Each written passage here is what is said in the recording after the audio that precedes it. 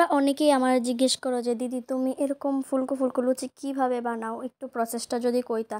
তো যারা যারা আমার এই কমেন্টটা অনেক ভিডিওতেই করছো, আজকের ভিডিওটা শুধুমাত্র তারার লেগা।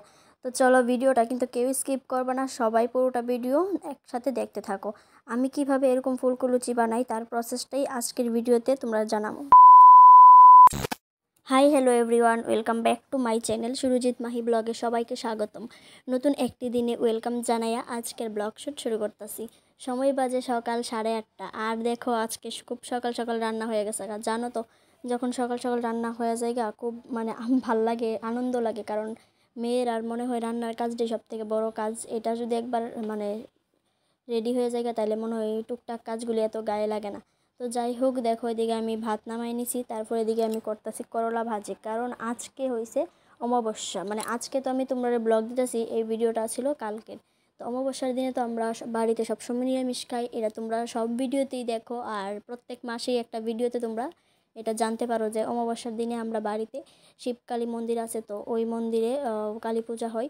তো দেখো এই কারণে আমি আজকে খুব সকাল সকাল রান্না বসাইছি, এদিকে ভাত আর করলা ভাজি বসাইছি, আর এদিকে দেখো সব মিশায় একটা নিরামিষ তরকারি রান্না করুম।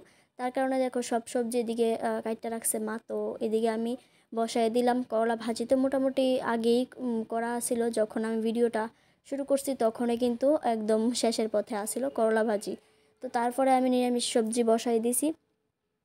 আর আমার কিন্তু খুবই ভালো লাগে নিরামিষ সবজি, জানি না এই জিনিসটা কার ভালো লাগে, তবে আমি নিরামিষটাই একটু বেশি পছন্দ করি। মাছ মাংসের থেকেও নিরামিষ সবজি ঘ্যাট যে জিনিসটা হয় এটা আমি খাইতে খুবই পছন্দ করি। তো দেখো এদিকে আমি নিরামিষ সবজি বসাইও দিছি। আর আজকে নিরামিষ সবজির মধ্যে আমি আদা দিছি না, একদম শুধু নর্মাল কালো জিরা আর মেথি সম্বার চেয়ে রান্না করছি। আর এদিকে একটু সিদ্ধ হওয়ার লেগে আমি দেখো ঢাইকা দিছি, তারপরে আরেকটা চুলার মধ্যে বসাই দিছি মুগ ডাল, কারণ একটু ডাল না হলে তো ভালো লাগতো না, কারণ নিরামিষ ঘ্যাটটাও তো একদম শুকনা শুকনা থাকবো। তো একটু ঝোলের তো কোনো তরকারি আজকে রান্না করছি না, ভাবলাম একটু ডাল রান্না করে নিই। তো দেখো আজকে না রেসিপি বেশি কিছু নাই, নর্মালি রান্না বান্না করতেছি। তো কী কী রান্না করতেছি সবটাই তোমরা দেখতে পারবা। তারপরে দেখো রান্না বসাই দিছি, দুই চুলার মধ্যে দুইটা জিনিস বসাইছি, আর আমি এইদিকে একটু রেস্ট করতেছি। জানো তো, এই রান্নাঘরে সকাল সকাল রান্না করলে দরজাটা আমরা রান্নাঘরে যে দরজা, এই দরজা দিয়ে খুব পরিমাণ বাতাস আয়, মনে হয় ফ্যানের বাতাসের থেকেও আরাম লাগে। তো ভালোই লাগে, কিন্তু ন্যাচারাল যে বাতাসটা ওইটাই কিন্তু সবথেকে বেশি ভালো লাগে। যতই তুমি ফ্যান চালাও না কেন, বাইরের যে আবহাওয়ার যে বাতাসটা ওইটাই কিন্তু অনেকটা শান্তি লাগে। তারপরে দেখো আমার এদিকে রান্নাবান্নাও কমপ্লিট। কী কী রান্না করছি দেখো, কারকল আর করলা ভাজি একসাথেই করছি, তারপরে করছি নিরামিষ ঘ্যাট, আর করছি মুগ ডাল, বাস। মুগ ডালের মধ্যে কিন্তু আজকে একটু লাউ দিছি, কারণ অল্প একটু লাউ আছিল, গতকালকে সুরজিৎ আনছিল, তো অর্ধেকটা লাউ এমনিতে খাওয়া হয়েছিল আর অর্ধেকটা লাউ রাখা ছিল। তো ওই লাউটা দিয়ে সেরেই রান্না করছি, মুগ ডাল দিয়ে সেটা ভাল লাগছে খাইতে। তারপরে আমরা এদিকে বয়ে গেলাম ভাত খাইতাম, আর এখন সুরজিৎ আর আমি খাইতেছি। তো আমার তো ভালো লাগতেছে, কারণ আমার আছে নিরামিষ তরকারি, আর আমি তো গরম গরম ভাতে নিরামিষ তরকারি দিয়ে খাইতে খুবই ভাল লাগে। তো আমিও বয়ে গেলাম সুরজিতেরও দিয়ে দিতেছি, কারণ দুজনেই একসাথে খাইয়ে নিতেছি। আর আজকে সকালেও টিফিন খাইছি না, আমি যেহেতু সকাল সকাল রান্না হয়ে যেতেছে, আজকে আর টিফিন খাইতাম না, সকাল সকাল ভাত খাইয়ে নেবো। নয়তো কিন্তু আমরা সকালে টিফিন খাইয়া ভাত রান্না করতে অনেকটা দেরি হয়ে যায়, আর সকালে খাওয়া হয়তো 11টা বাজে যায়। তো তারপরে দেখো এই সময়টা হয়েছে বিকেলের সময়। তো এদিকে আমি বসাইছি ঠাকুরের ভোগের লেগিয়া এদিকে লুচি করুম, আর হয়েছে কাবলি মটর, কাবলি আর চনা সিদ্ধ করুম। তো এইগুলি দিয়ে আজকে তরকারি রান্না করছি না, কারণ কি আমি রান্না করছি না আর কি, বরিন্দা আনছিল, বরিন্দা দিয়ে সেটা 5 রকমের মিষ্টি দিয়ে পূজা দেওয়া হয়েছে আজকের অমাবস্যাতে। তো দেখো এদিকে তোমরা যে কইছিলাম যে তোমরা অনেকে কমেন্ট করো যে দিদি তোমার এরকম লুচিগুলি এরকমভাবে ফুলে কেন, কীভাবে তুমি এটা করো। প্রথমে কিন্তু আমি যেরকমভাবে করি, আশা করি অনেকেই এরকমভাবে করে, আর অনেকে জানে আবার অনেকে জানে না।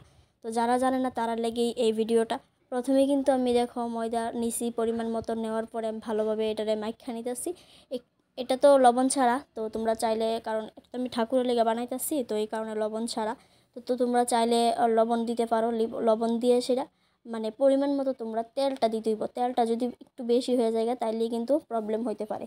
তো দেখো তেলটাও দিছি পরিমাণ মতো, দেওয়ার পরে এটা ভালোভাবে ভালোভাবে একদম মাইখা নিতেছি, যতক্ষণ না পর্যন্ত তোমরা দেখাই হাতে মুঠ করলে যতক্ষণ না পর্যন্ত ময়দাটা একদম গোল গোল হয়ে থাকে, ছুটে না, ততক্ষণ পর্যন্ত মনে করবা যে ময়দাটা ঠিকঠাকভাবে মাখা হয়েছে না।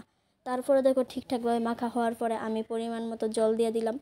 তো দেওয়ার পরে এদিকে কিন্তু খুব সুন্দর করে আমি ডোটা করে নিয়েছি ময়দা দিয়ে সেটা। তারপরে এখন আমি আস্তে আস্তে বেললা নেই। আর যদি তোমরা সময় থাকে তাহলে অবশ্যই আধ ঘন্টা আগে তোমরা মানে ময়দার ডোটা রাখা দিলে আর একটু ভালো হয়। তো যেহেতু আমার হাতে সময় নাই, আমি মানে সাথে সাথেই কিন্তু ময়দার ডো করে সেটা আমি মানে করতেছি, লুচি ভাজতেছিলাম। একটু সময় রাখলে আর কি একটু ভালো হয়।